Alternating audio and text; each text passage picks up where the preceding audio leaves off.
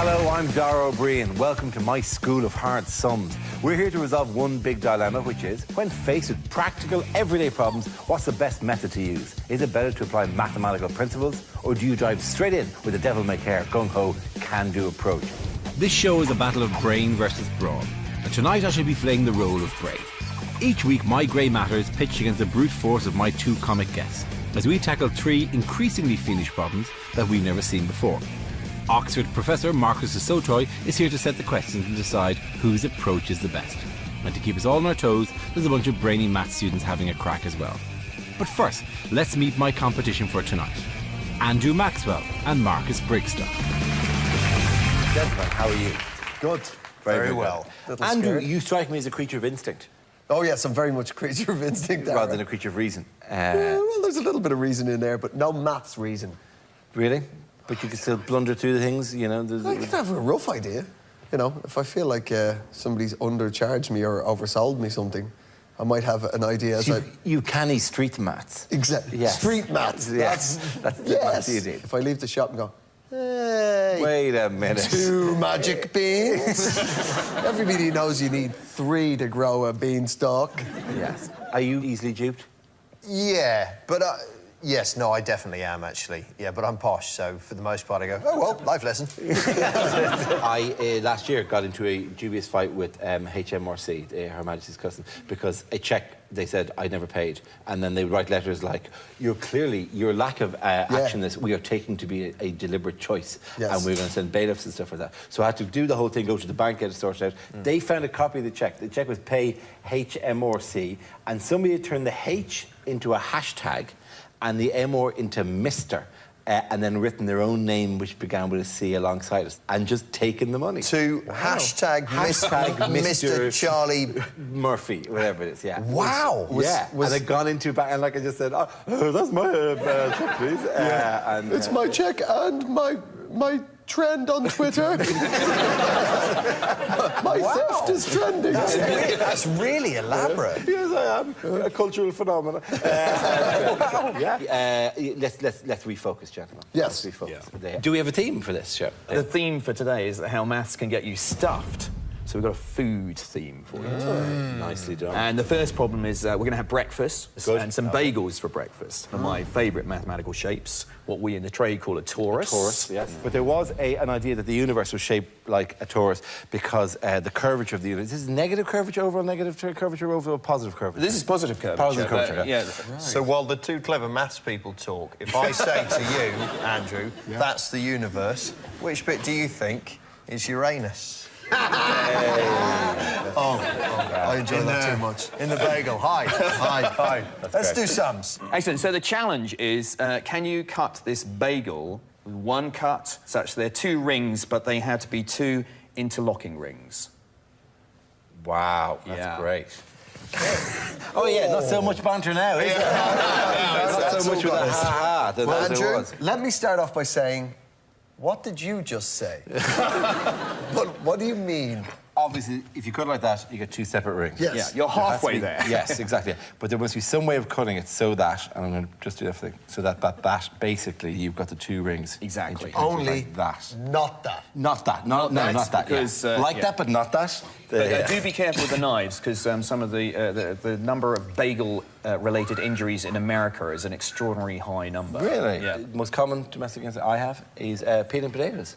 I got one of those really nice potato peeler things. They're meant to be safe. But sometimes, they're not, because sometimes the smaller potato, your fingers creep out the end, and I end up taking lumps out of my own fingers. The Irish and their potato troubles, will they ever end? I have a feeling the's like a spiral. That's what I was thinking, like that I need to achieve. I don't know why this is all guesswork. Well, there is no maths happening here. Yeah, but you're saying that there's like a spiral formation through it, and then when you push it, one bit falls through and then it dangles down like that. The first use of the bagel was a gift during childbirth to the woman. So that's... really? Yeah, it's to commemorate childbirth. To remind her what it used to look like. Oh, just... I didn't know he booked Dirty Marcus. I'm sorry. I'm really sorry. For Marcus, the colour of mathematics is blue. Ladies and gentlemen, blue maths with Marcus Brigstock. See the way it is? It's sort of like a bracelet that turns in. Yeah, that's what I'm aiming at here. That you go down and you take a chunk out of it, and then the chunk then will go down to down here. And then, but I'm not sure if the chunk goes back into around here. It'll have to, won't it? Yeah. It'll have to sort of spiral as it chunks. Well, there's some interesting constructions going on. A lot of the students got bananas. They're all making Möbius strips. Yeah, which would be great if this was already... What? Try and cut it like this, sort of. And then when you cut them, then it goes into two. That's it. At the moment, I'm at slice it in two. It's like this way. Chew one half, reform it into a wet, pasty, doughy hoop, and spit that back through the middle. Pasty, doughy hoop. The key to this is this wonderful mathematical object called a Möbius strip, which is, if you make a paper chain, but you twist it. But if you take a Möbius strip, twist it again, I think the key is doing your knife as if it was going around a strip. What I have managed to do is this. I've got some bread of Dara. Bread mouth. I've got a bread mouth. He's not even listening. He's too busy engrossed in his Möbius strip. No. Hello. Look at this. Ooh, He's got something there. I think you've cut the Möbius strip that I'm unable to begin. It's not a great material, I would have said this for my... It is foxy, isn't it? Join. Shall I have a go, actually? I'm going to start here. Yeah. And I'm going to go up here. OK. And, and then down here. OK, and then let's do the same here. And up. OK. And so it's that spiral, exactly. Marcus was absolutely right. You want to create kind of spiral. And then let's try... Right, we've got this one here. Yep. So let's try and go up. Oh, sod it. OK, so here we go. I think I've... here we go. So that was the spiral. You want that nice aha moment? Hopefully, ready? Here we go. Let's see whether this is going to come apart. Come on, Marcus, I believe in you. Yes. Oh, yes! Oh, look at that. That is... Oh, well done. Oh, that's so good. When you see that, isn't it? That's so pleasing. That's the pleasure of solving mathematical problems. There you go. That's because... I was practicing all night. I've had so many bagels at home. I just remembered why I managed to get anything right in maths. I used to get a brainy boy to do it for me. Slicing a path along a single Möbius strip will give you one slice almost twice as big as your original bagel.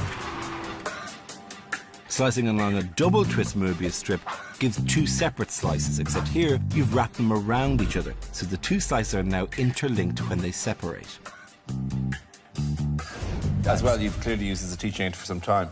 Actually, it's a fresh one. The maths of bagels.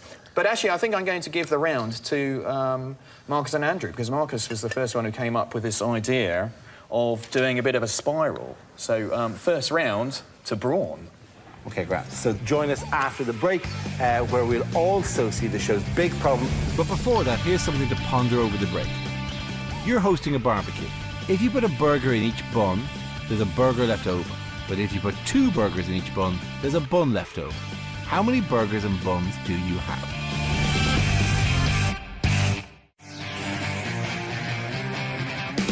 Before the break, I asked, you're hosting a barbecue. If you put a burger in each bun, there's a burger left over. But if you put two burgers in each bun, there's a bun left over. How many of each do you have? You've got 4 burgers and 3 buns. Welcome back to School of Hard Sums, pitting me as ever against my fellow comics, in this case Marcus Brickstock and Andrew Maxwell, the battle to find out which method is best for solving those everyday problems that we all have. So, Marcus, what's the next question? The next question is about mixing drinks. Actually, we're going to mix some wine together. So I've got a glass of red wine, glass of white wine. So, Marcus, if you could take 1 unit of the red wine and put it in the white wine. Pour it in. Yeah, exactly. Oh, Lord. All right, that's right. Rosé. Make a nice... Exactly. OK. Great. Excellent. Lovely. Yep. And Andrew, if you could take the shot glass and take a unit of the rosé and put it in the red wine. All right. Apparently people can't tell, even wine connoisseurs, the difference between red and white wine if you just colour it, blind tasting. Is that right? What I want you to tell me is, do you think that there's more white wine in this red glass here, or more red wine in the one that was originally white? There's more red in the one that was originally white because that had a full shot of just red wine into the white, whereas this had a mixture of white with some red poured back into it. Straight for the answer. Also, I'd like to say... It makes me think it's definitely wrong. But it cannot be wrong. I think he's also right because this one's red and there's no white in the red glass. What, that didn't instantly go white. I'm joking. I joke, I kid, of course. So, starting off with a glass of red wine and a glass of white wine that are exactly the same size, if you take a shot from the glass of red wine and pour it into the glass of white, then take a shot of wine from this glass and pour it back into the red, is there more white wine in the red glass or more red in the white glass? Well, let's say pinkish glass. Oh, you want to... I've seen a thing. Go. Oh, there was more... It's the same. No. Ah, balls. Yes, it's the same because there was more fluid in there. There was an extra shot's worth of fluid in there. So despite the fact it was diluted, I then put that amount of liquid into a glass that contained less. So my initial assumption was probably wrong, and I think the answer is that it's the same. You've moved the same amount of liquid from there to there as you moved from there to there. Yes, but when I took it out of there, there was more in there. Yes. And when I poured it into there to bring them back to a level amount in both, there was... My brain has now... Dara, what's your kind of... what's your math brain saying? I know, my math brain is saying, yes, they're the same. There's the same amount in both. Right, okay? Because you take a certain amount over, you change the proportion, right? But you bring back the same proportion over again. If you know what I mean. So therefore, you do actually... It's hard to say. If you take 10% of this out over here, right, and then mix it in all with this, right, you're not only you bringing back some white, you're bringing back some of the red again into this. So you're left with... is that a proof? It's not quite a proof, is it? No, it's not. Bollocks of a proof. Hard. I was giving an example, sorry. This is weird for me. It's like hearing death threats in another language. I know you're angry with each other, but I've no idea who owes who in the souk. Let's say there was 100% in both of them. Then you took 20% out of there and you put it in there. Now there's 120%. No, there's a glass full of 20% Let's say there's 100 in, right? it. And you take 20, let's say 10% out, make it easy, right? So you take 10% out, right? So there's 100 red and 100 white, right?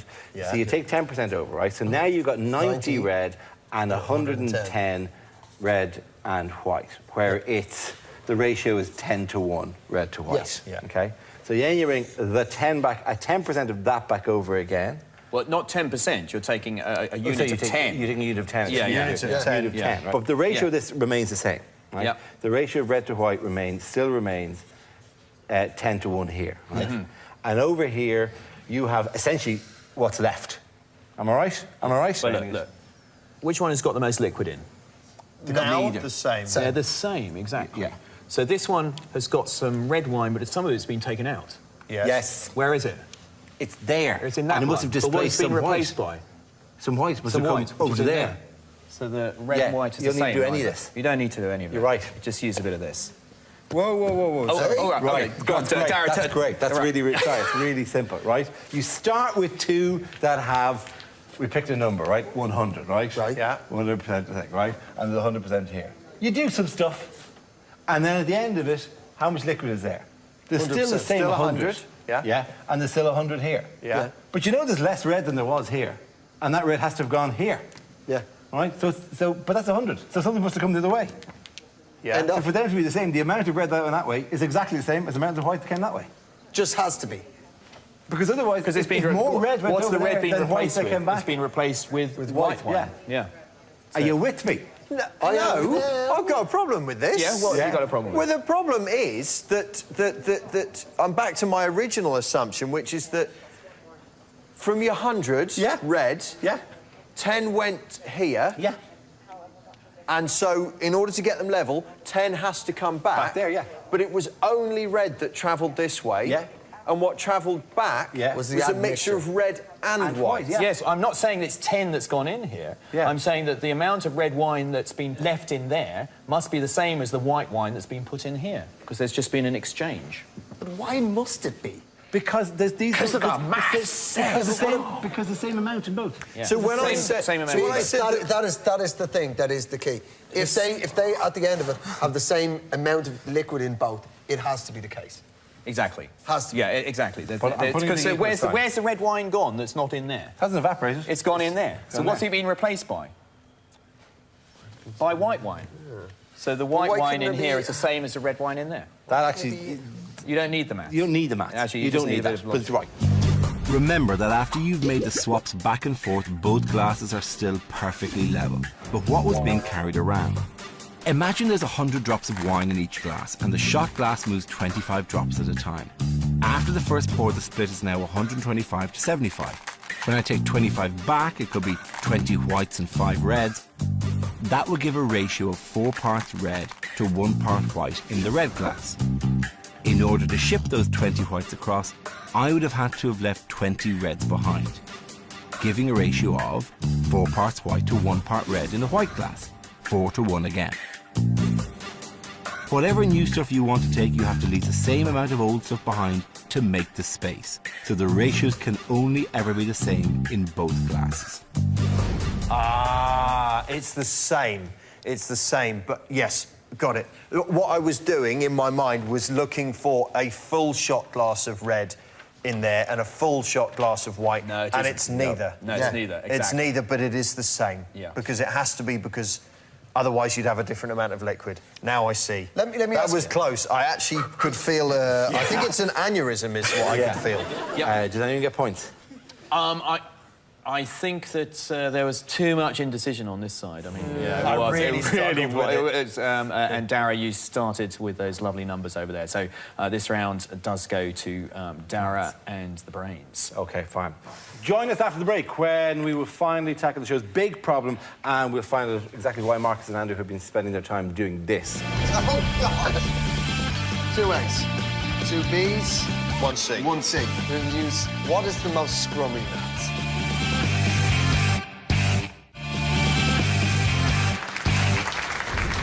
Welcome back to School of Hard Sums, the programme that pits me using brains against my fellow comics using brawn. That's all they've got. In this case, Marcus Brickstock and Andrew Maxwell are supplying the brawn to particularly, bullish, instinctive members of the comedy fraternity in a battle to find out which method is best for solving the maths problems, the ones that crop up every day.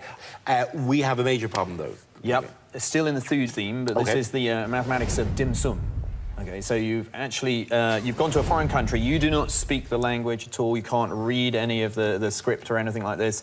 Nobody speaks English. OK. But you've managed to get a job in a restaurant. There are 9 items on the menu, but you just don't know which ones correspond to which food item. And now you're allowed to order tasting plates, OK? And on each tasting plate, you can have 5 things. 5 things on the tasting plate. Yes, that's right. You said there were 9 items on the menu. 9 items on the menu. A tasting plate can have 5 things on it. That's right. The question is, what's the smallest number of plates you can order in order to be able to identify all of the 9 objects on the menu? We use 2 things: my power of deduction and his belly. That is powerful. He ate the answer. I did.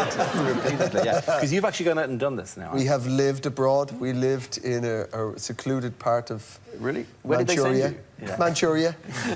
That's quite... really, does our budget stretch to actually sending you to Manchuria and getting you a job in a local restaurant? Right. Well, no, we had to do that all by ourselves. Yeah. We had to use charm and guile. Anyway, we feel pretty confident. I think, yes. I think we did pretty well. Let me see how you did. I want to see how you attack this problem. Marcus, what are you doing? That's brilliant. I just moved my mouth and Chinese words appear. Look. Hey, that sounds fun. Here, have a go. Give it a go.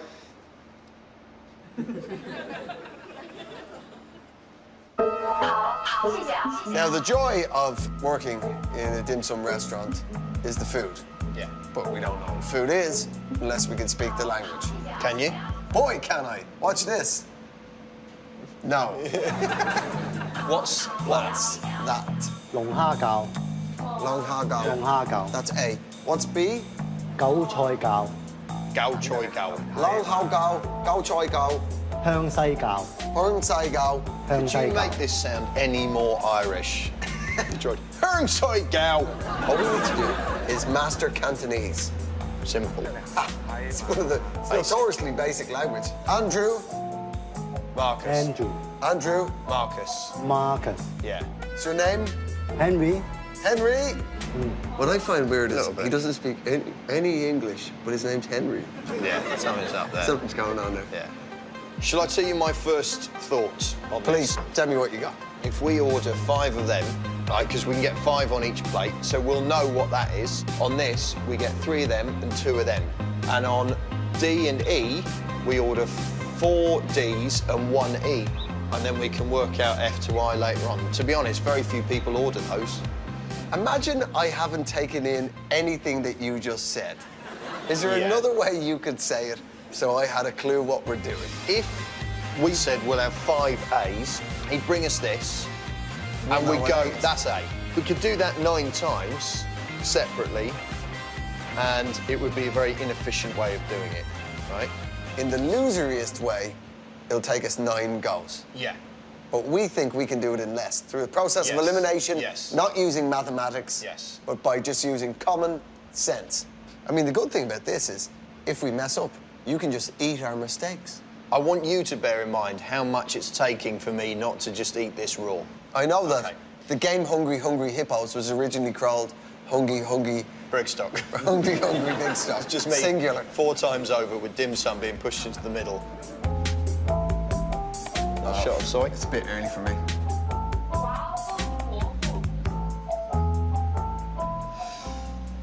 You need to take up drinking again. That's just weird. That was way saltier than I'd expected. Really? A shot of soy. Yeah, why did you... Yeah, that is... That was showing off. I was about to do it, and then I remembered I wasn't 15. Yeah. Didn't have to. Yeah. But interesting, you did the same thing, because I said... the first thing probably said, yeah, you can just do this 9 times, and, Yeah. you're done. But it's inefficient. Yes, it is, yeah. But tasty. It would be, yeah. Delicious. Yeah. 45 portions of 45 delicious morsels of the truth. Yes. But we did it quicker than that. OK, fine. Ah, so there's the challenge there. Yeah. OK. Gosh. I thought Dara, you're gonna match that. to the table now. I'm going to try to do this in another mathematical... Yeah, unfortunately, you don't get any dim sum. You No, just I get a don't glass actually get any board dim with sum, a yeah. white. You work in a dim sum restaurant where customers can order any dim sum they like from a menu of 9 different types, and their orders will be served up in tasting plates of 5 dim sum, 1 plate at a time. Can you order in such a way that you can work out which dish is which? And if so, what's the minimum number of plates you can do it in? We have to say the dim sum was delicious, by Was the way. it nice? Really good. Couldn't be happier for you. I really Number couldn't. 1, A. A. Do you have any idea what was in it? Yes, it was a lobster thing. It was a steamed, slightly spicy lobster bun. Absolutely sensational. It was delicious. Yeah. Yeah. I don't eat a lot of dim sum, but every time I do, I think, good old dim sum. Yeah, should do this more. Do you know what this problem actually has to do with syphilis? The amount of your sexual partners? So if you've had 9 sexual partners... Yeah. Well, it's actually a problem that the American Army had because there was outbreak of syphilis. It's actually quite expensive to test each individual. Right. So it's a little bit like the dim sum exercise you were doing. Because you could have ordered, as you said, you could have ordered 9 plates and it exactly identified what all of them were. Tested all the soldiers. Yeah, exactly. So you could just test, but it's thousands of soldiers. So did they test sample groups of soldiers and go, from this dirty regiment here, we'll take 3 and 2 of them and... What they did was they took samples, mixed them together, so you could do one test, find out whether there were anybody in that group who had syphilis, and you could use a bit of maths to identify with far fewer tests who had syphilis. I just had... Sorry, apologies for interrupting your chat. I just had an eureka moment and then turned to 12 people going... Yes.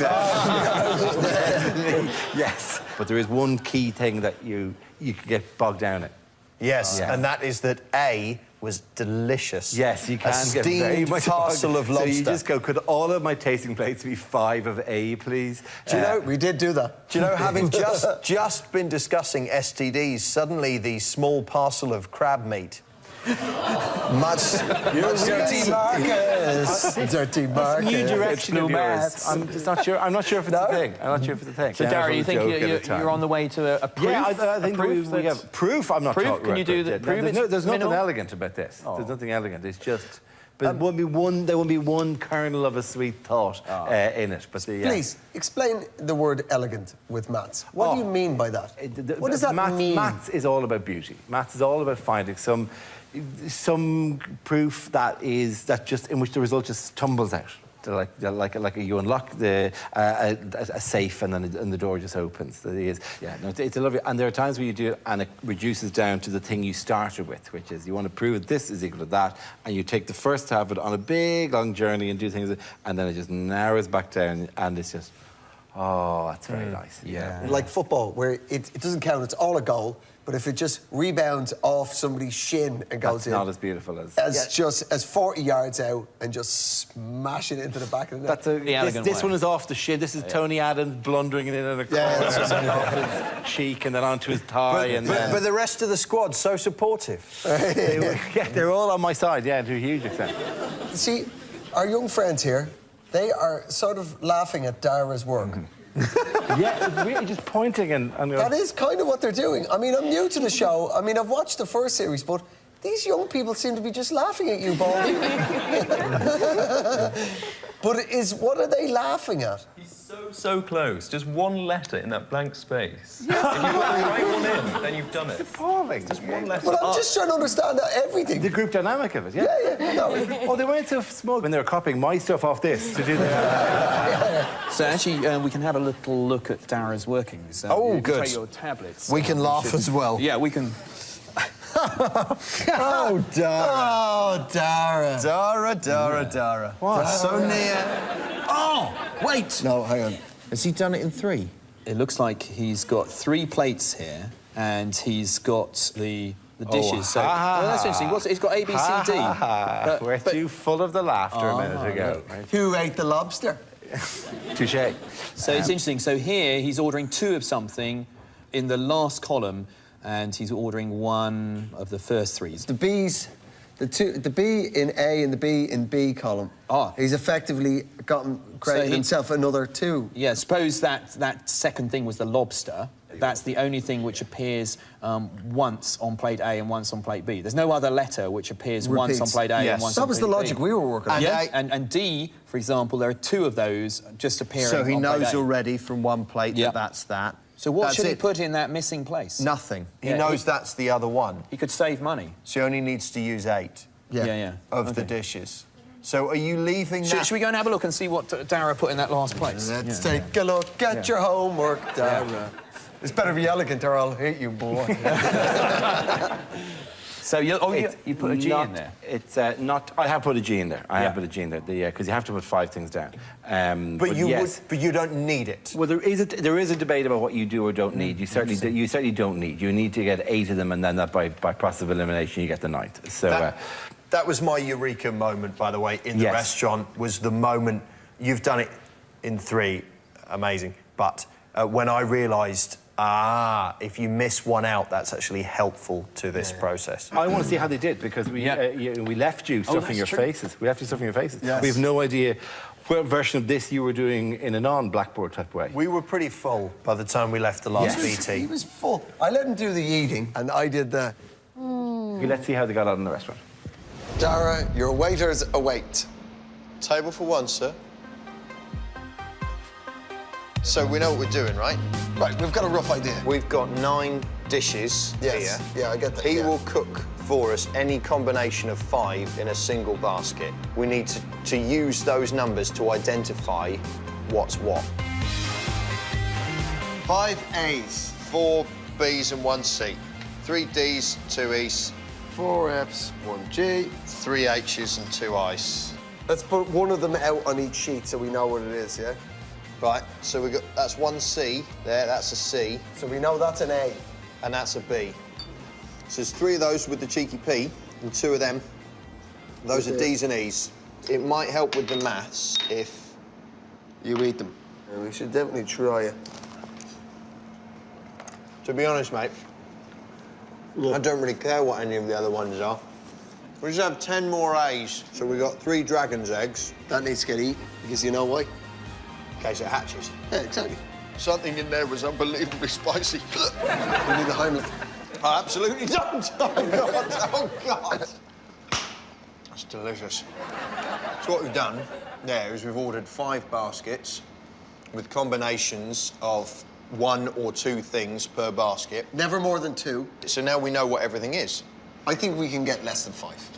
I agree. OK. I think 5 would be just too damn easy. If we ordered more than 2 things in one basket, then I don't see how you'd be able to tell what's what. Why couldn't you order 3 of something, 2 of something, and 1... That's 6. Yeah. So completely lost. What's happened to me is that all the blood that was fueling my brain has rushed to my tummy to deal with the onslaught of dim sum, and now I can't really think. Our problem is, if we had 2 A's, 2 B's and 1 C in a basket, we wouldn't know which was A and which was B, unless in another basket we had 1 A, then we could match that up. I'm seeing it like Venn diagrams. The A is in this basket as representing 1, but the A is also in here as 2. And then we'll know who that dude is. OK, first one. 2 A's. 2 A's. 2 B's. 1 C. 1 C. That's so those must be A's. That's A. So that's definitely a D. Which leaves this being the G. That's the H, because there's 4 of them. Yeah. By a process of elimination, I is whatever the other thing on the menu I is. the other thing, which we already know from where we stuffed it up before, is vegetarian anyway. It looks like a char siu pork bun. And then they go, oh, yeah, delicious. Oh, what? Like a Kinder Egg that just has... a lie inside it. So really, effectively, what we've done here is we've narrowed it down to which of the dim sum is the most delicious. We've used what is the most scrummy, Matt? And we've whittled it down to... A. A. So the tastiest maths is A. My favourite moment of that is the light bulb overhead moment where you did your Venn diagram thing of the 2 things and went, wait, A's in both. And yes, that's exactly it. That's exactly how you... Well, let's commit now what your Venn diagrams led you to. We know, Dara, you seem to have done it in 3. I've done it in 3, yeah. Students get any better than that? I don't think so. 3. OK, so... Turns out 3's the magic number here today, ladies and gentlemen. And Andrew and Marcus, what did you manage to do? That's an excellent 3. Oh, 4. 4. But we ate the lobster. We did eat the lobster. For the win. Which is too close. I'm so upset. I'm really upset because now that I see that, I think, had we not been as full... all the blood. No, I think given another run at it, we might have got that. So how did you do this? Tell me how you can identify all 9. Oh, God, it's a case of combining the plates. If you put 2 of a certain dish, that means automatically it stands out. Then you start combining the dishes together, and you see if you combine these 2, suddenly you've got... I mean, you know this and this, so therefore you see what's doubled over here, because there'll be 1 of everything bar the thing that's repeated. Because we don't speak the local lingo, we have to base our orders on appearances alone. So the key to solving this problem is to work out how to make 9 different types of dim sum appear in 9 different ways and cross them off the menu as we go. On the first tasting plate, order 1 of dim sum A. To make dim sum B appear differently, order 2 of it. 1 A, 2 B's. Not enough space in the place for 3 C's, so we put 1 on this plate and 1 on the second plate. That way we can identify it. In the final space, order dim sum D, and then put another D on a third plate, allowing us to identify this one as well. You can apply the same logic to identify the remaining dim sum. Order 1, order 2, order 1 with a partner on a different plate to fill up the remaining spaces. As long as each dim sum appears differently, we'll be able to identify which one is which when the plates arrive at the table. The lesson we've learned today is that blood rushes from the brain. That is the most important thing. It goes elsewhere. The tum-tum. But and no good mathematics are done between the hours of 2 and 3. Absolutely. I'd say. So I think a clear winner is Dara and the mathematics and the students and the brains. So I think overall The programme goes to brains, I'm afraid, over that lad. We demur to the brains. Yes. Delighted with that result, I'm thrilled to say, although now surprisingly hungry. At the end of all that, thanks to our youthful energy and good looks of our students on the maths panel, thanks to our grand inquisitor, our question setter, Professor Marcus de Sotoy, and thanks mainly, however, to our guests, the comedians and newly converted zealots to the elegance of mathematics, Marcus Brigstock and Andrew Maxwell. We'll have more of these ridiculous problems another time on School of Hard Sums. Thank you very much. And now time for your homework. You've made a giant jelly which weighs 100 kilograms and is 99% water by weight. You leave the jelly out overnight and the water evaporates from the jelly until it reaches 98% water by weight. How much does the jelly now weigh? If you'd like to take a look at the answer, or just cheat, go to the website joindave.co.uk.